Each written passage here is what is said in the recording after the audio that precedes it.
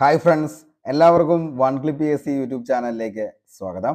December 28 ശനിയാഴ്ച 10th level prelims stage 1 ആണ് കഴിഞ്ഞത്. നമുക്കറിയാം, ക്വസ്റ്റ്യൻ പേപ്പർ നോക്കിക്കഴിഞ്ഞാൽ അത്യാവശ്യം കൊള്ളാവുന്ന ഒരു ചോദ്യപേപ്പർ തന്നെയായിരുന്നു.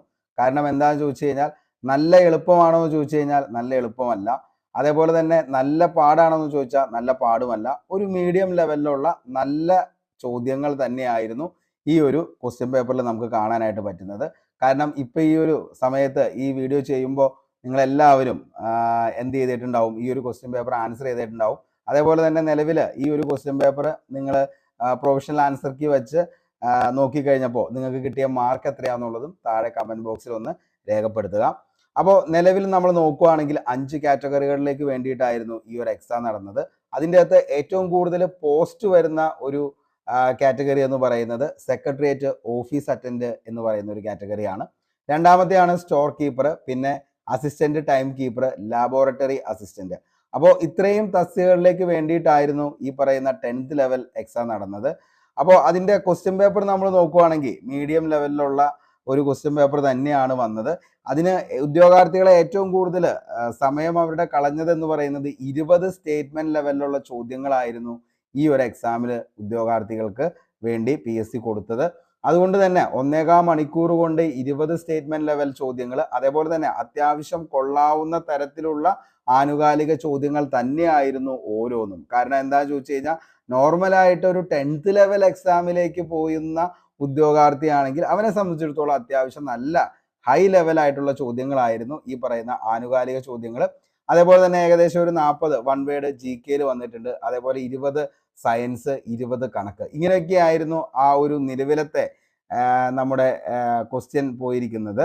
അതിൻ്റെ അകത്ത് ഏറ്റവും കൂടുതൽ ഉദ്യോഗാർത്ഥികളെ വട്ടം ചുറ്റിച്ചതെന്ന് പറയുന്നത് ഭൂമിശാസ്ത്രം, കറണ്ട് അഫയേഴ്സ്, ആ ഒരു ഭാഗത്ത് നിന്നും വന്ന ചോദ്യങ്ങളാണ്. നല്ല നിലവാരം പുലർത്തുന്ന ചോദ്യങ്ങൾ തന്നെയായിരുന്നു. അത് നിങ്ങൾ ക്വസ്റ്റ്യൻ പേപ്പർ നോക്കിക്കഴിഞ്ഞാൽ തന്നെ മനസ്സിലാവും. അത്രത്തോളം എന്താണ് ഒരു 10th ലെവൽ, ആ ഒരു ലെവലിലുള്ള ചോദ്യങ്ങളെക്കാൾ നിന്നും മാറി ഒരു ഡിഗ്രി പ്രിലിംസോ അങ്ങനെ ഒരു ലെവലിലൊക്കെ ഉള്ള ക്വസ്റ്റ്യനുകളാണ് ഇപ്പോൾ PSC എന്ത് ചെയ്യുന്നത്, എല്ലാ തരത്തിലുള്ള എക്സാമുകൾക്കും ചോദിക്കുന്നത്. ഹിസ്റ്ററിയും ഭരണഘടനയും മാത്രമാണ് ഉദ്യോഗാർത്ഥികളെ കുറച്ചെങ്കിലും ഒന്ന് ആശ്വസിപ്പിച്ചതെന്ന് നമുക്ക് ആ ക്വസ്റ്റ്യൻ പേപ്പർ നോക്കിക്കഴിഞ്ഞാൽ കാണാൻ പറ്റും. ഇതാണ് ക്വസ്റ്റ്യൻ പേപ്പർ എന്ന് പറയുന്നത്. ഇതിൻ്റെ അകത്ത് ക്വസ്റ്റ്യൻ പേപ്പർ കോഡ് A ആണ്. അപ്പൊ തന്നെ നമുക്കറിയാം അത്യാവശ്യം നല്ല ലെവലിലുള്ള ചോദ്യങ്ങളാണ് ഇതിൻ്റെ അകത്ത് വന്നിരിക്കുന്നത്. എല്ലാം നല്ല നിലവാരം പുലർത്തുന്ന ചോദ്യങ്ങളുമായിരുന്നു. റെനൈസൻസ് ഒക്കെ നമ്മൾ എടുത്ത് നോക്കുകയാണെങ്കിൽ അത്യാവശ്യം ഈ പറയുന്ന 4 സ്റ്റേറ്റ്മെന്റും നോക്കിയതിന് ശേഷം അതിൽ നിന്നും എന്ത് ചെയ്യാം, ഈ പറയുന്ന ഏതാണോ ശരിയല്ലാത്തത് അത് എലിമിനേറ്റ് ചെയ്യുക, അല്ലെങ്കിൽ ശരിയുള്ളത് മാത്രം എലിമിനേറ്റ് ചെയ്ത് മാറ്റുക, അങ്ങനെയൊക്കെ നമുക്ക് നോക്കേണ്ടി വരും. എല്ലാ ചോദ്യങ്ങളും ഏകദേശം അങ്ങനെ തന്നെയുള്ള ചോദ്യങ്ങളാണ്. പിന്നെ കറണ്ട് അഫയേഴ്സ് നോക്കുകയാണെങ്കിൽ നല്ല ചോദ്യങ്ങളായിരുന്നു കറണ്ട് അഫയേഴ്സിൽ വന്നത്. അതേപോലെ തന്നെ ഇതിൻ്റെ അകത്ത് റാങ്ക് മേക്കിംഗ് ആയിട്ടുള്ള 2-3 ചോദ്യങ്ങൾ വന്നിട്ടുണ്ട്. അത് ഞാൻ നിങ്ങളെ ഒന്ന് പരിചയപ്പെടുത്താം. അതായത് ഈ പറയുന്ന നല്ലൊരു ചോദ്യമായിരുന്നു, മെക്സിക്കോയിലെ വെട്ടിച്ചൂട്ട് കൃഷി അറിയപ്പെടുന്നത് ഏത് പേരിലാണ്? എന്തിനു വേണ്ടിയിട്ടാണ് ഈ ചോദ്യമൊക്കെ ചോദിച്ചത് എന്ന് ചോദിച്ചു കഴിഞ്ഞാൽ അറിയത്തില്ല. പക്ഷെ നല്ല എന്താ പറയുക, വെറൈറ്റി ആയിട്ടുള്ള ചോദ്യങ്ങളാണ് ഇപ്പോൾ PSC ഓരോ എക്സാമുകളിലും കൊണ്ടുവരുന്നത്. എന്തായാലും നമ്മൾ ഇപ്പോൾ ഈ പറയുന്ന 100 മാർക്കിൽ ഒരിക്കലും എന്ത് ചെയ്യാൻ പറ്റത്തില്ല, ഇനി ഒരു ഉദ്യോഗാർത്ഥിക്കും PSC എഴുതാനായിട്ട് പറ്റത്തില്ല. ഏകദേശം ഒരു 8 അല്ലെങ്കിൽ ഒരു 9 ചോദ്യങ്ങളെങ്കിലും നമുക്ക് ഡിലീഷനും ക്യാൻസലേഷനുമായിട്ട് പ്രതീക്ഷിക്കാം. അപ്പോഴും കട്ട് ഓഫ് എന്ന് പറയുന്നത് അത്യാവശ്യം നല്ല റേഞ്ചിൽ തന്നെ ഇടിച്ചു നിൽക്കുന്ന ലെവലിലാണ് ഉദ്യോഗാർത്ഥികളുടെ പഠനവും മുന്നോട്ടേക്ക് പോകുന്നത്. അപ്പോൾ അതുകൊണ്ട് കട്ട് ഓഫിന്റെ കാര്യത്തിൽ അങ്ങനെ തീരെ താഴ്ന്നു പോകും എന്ന് പറയാനും പറ്റത്തില്ല. അപ്പോൾ ഇതിൻ്റെ അകത്ത് നിലവിൽ കട്ട് ഓഫ് കുറച്ച് കുറവ് വരുന്ന കാറ്റഗറി എന്ന് പറയുന്നത് ഓഫീസ് അറ്റൻഡിന്റെ കാറ്റഗറിയാണ്. കഴിഞ്ഞ പ്രാവശ്യം നമ്മൾ എടുത്ത് നോക്കുകയാണെങ്കിൽ ഈ പറയുന്ന ഓഫീസ് അറ്റൻഡ് എന്ന് പറയുന്ന സെക്രട്ടേറിയറ്റ് ഓഫീസ് അറ്റൻഡിന്റെ മെയിൻ ലിസ്റ്റും അതേപോലെ തന്നെ ഫുള്ളായിട്ട് എന്ത് ചെയ്തേക്കണെയാണ് എടുത്തു പോയിക്കുന്ന ഒരു കാറ്റഗറി ആയിരുന്നു സെക്രട്ടേറിയറ്റ് ഓഫീസ് അറ്റൻഡ് എന്ന് പറയുന്നത്. ഏകദേശം 800-850ഓളം പോസ്റ്റുകൾ അവിടെ കയറി പോയിട്ടുണ്ട്. ഈ പ്രാവശ്യവും നമുക്ക് അങ്ങനെ തന്നെ പ്രതീക്ഷിക്കാം. അപ്പോൾ ഏറ്റവും കൂടുതൽ കട്ട് ഓഫ് നമ്മൾ എടുത്തു നോക്കുകയാണെങ്കിൽ കുറവ് വരുന്ന കട്ട് ഓഫ് എന്ന് പറയുന്നത് സെക്രട്ടേറിയറ്റ് OAയുടെ ആണ്. 68 to 78 ഞാനിപ്പോൾ പറയുന്നത്. ഇത് എക്സ്പെക്റ്റഡ് കട്ട് ഓഫ് എന്ന് പ്രത്യേകം പറയുകയാണ്. കാരണം നമുക്ക് ഈ ചോദ്യങ്ങളൊക്കെ നോക്കി കഴിഞ്ഞ് കഴിഞ്ഞുമ്പോൾ നിങ്ങൾക്ക് മനസ്സിലാവുമല്ലോ, അത്യാവശ്യം നല്ല റേഞ്ചുള്ള ചോദ്യങ്ങൾ തന്നെയാണ് ചോദിച്ചത്. അപ്പോൾ 68 to 78 എന്ന് പറയുന്ന ഒരു കട്ട് ഓഫിലേക്ക് നമുക്ക് എന്ത് ചെയ്യാം, ഇതിൻ്റെ നമുക്ക് പ്രതീക്ഷിക്കാം സെക്രട്ടേറിയറ്റ് ഓഫീസ് അറ്റൻഡ് എന്ന് പറയുന്ന ആ ഒരു കാറ്റഗറി. നമുക്കറിയാം ലാബ് അസിസ്റ്റന്റ് എന്നൊക്കെ പറയുന്ന കാറ്റഗറിക്ക് ഏകദേശം എന്താണ് ഈ പറയുന്ന 200 അല്ലെങ്കിൽ 100-ൽ താഴെയൊക്കെ വേക്കൻസീസ് മാത്രമാണ് വരുന്നുള്ളൂ. അപ്പോൾ അതുകൊണ്ട് തന്നെ അതിൻ്റെയൊക്കെ കട്ട് ഓഫ് ഈ പറയുന്ന 85-ന് മുകളിലേക്കും, അതേപോലെ സ്റ്റോർ കീപ്പർ ആണെങ്കിലും 85, 90, അതേപോലെ തന്നെ എന്താണ് അസിസ്റ്റന്റ് ടൈം കീപ്പർ, ഇതിൻ്റെയൊക്കെ കട്ട് ഓഫ് എന്ന് പറയുന്നത് നമുക്ക് ശരിക്കും പറഞ്ഞു കഴിഞ്ഞാൽ അതൊന്നും ഒരിക്കലും എക്സ്പെക്ട് ചെയ്യാനായിട്ട് പറ്റത്തില്ല. പിന്നെ വെറുതെ പറയാമെന്ന് മാത്രമേ ഉള്ളൂ. കാരണം എന്തായാലും ഒരു 85 അല്ലെങ്കിൽ 90 മാർക്കിലേക്കൊക്കെ പോകാം ഇതിന്റെ കട്ട് ഓഫ്. ഇപ്പൊ നിലവിൽ നമുക്ക് പറയാനായിട്ട് പറ്റുന്നത് എന്ന് പറയുന്നത് ഈ പറയുന്ന secretariat office attend, secretariat OA എന്ന് പറയുന്ന ആ ഒരു കാറ്റഗറിയിലെയാണ്.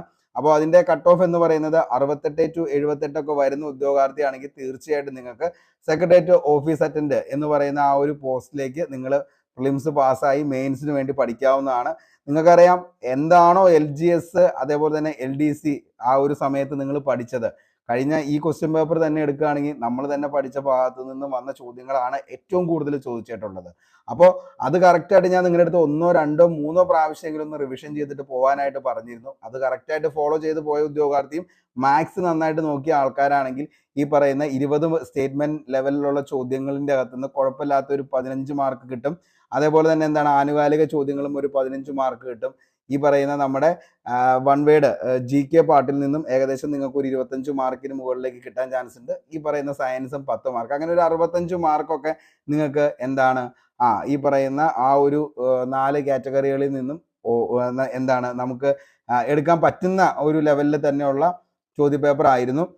പിന്നെ ഈ പറയുന്ന ഈ പറയുന്ന എന്താണ് 1920 മഞ്ചേരിയിൽ നടന്ന മലബാർ രാഷ്ട്രീയ സമരത്തിൽ ഉൾപ്പെടാത്ത വിഷയം ഏത്, അങ്ങനെയുള്ള മേൽക്കൂര മഴവെള്ള ശേഖരണം നിയമം മൂലം നിർബന്ധമാക്കിയ ആദ്യ സംസ്ഥാനം. കറണ്ട് അഫയേഴ്സ് ഒക്കെ PSC വേറെ ലെവലാക്കിയേക്കാണ്. എവിടെ നിന്നാണ് ഈ ചോദ്യങ്ങൾ ഇടുന്നതെന്ന് എന്താണ് നിലവിലിപ്പോൾ നമ്മൾ പല മാഗസീൻസ് കാര്യങ്ങളൊക്കെ നോക്കുന്നുണ്ട്. പക്ഷെ എന്താണ് കുറേയൊക്കെ നമുക്ക് അതിൻ്റെ നിന്ന് കിട്ടും. പിന്നെ കിട്ടാത്തതെന്ന് പറഞ്ഞാൽ ആർക്കും കിട്ടാത്തതായിരിക്കും. അത് സ്കിപ്പ് ചെയ്യുക എന്നുള്ളത് മാത്രമാണ് ഓപ്ഷനുള്ളൂ.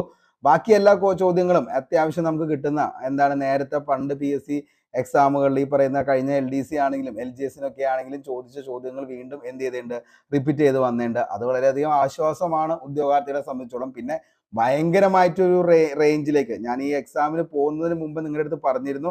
അതായത് എന്താണ് ഈ പറയുന്ന ഒരു 65-ന് മുകളിലേക്കുള്ള ഒരു മാർക്കിലേക്ക് പോയെങ്കിൽ മാത്രമാണ് നിങ്ങൾ പ്രിലിംസ് പാസ്സാവത്തുള്ളൂ. അല്ലാതെ ഒരിക്കലും അതിൻ്റെ താഴത്തേക്ക് നിങ്ങൾ മൈനസ് കുറച്ച് പ്രിലിംസ് പാസ്സാവാനായിട്ട് അല്ലെങ്കിൽ നെഗറ്റീവ് കുറച്ചു എന്ന് പറയുന്നതിൽ യാതൊരു അർത്ഥവുമില്ല. അപ്പോൾ 65 മുകളിലേക്ക് ഉള്ള ഒരു കട്ട് ഓഫ് എന്തായാലും നമുക്ക് ഈ ഒരു പോസ്റ്റ് പ്രതീക്ഷിക്കാം. പ്രത്യേകിച്ച് സെക്രട്ടേറിയറ്റ് ഓഫീസ് അറ്റൻഡ് എന്ന് പറയുന്നത് ഒരു നമുക്ക് 68 to 78 എന്ന് പറയുന്ന ഒരു ലെവലിലായിരിക്കും അതിൻ്റെ കട്ട് ഓഫ് വരുന്നത് തീർച്ചയായിട്ടും.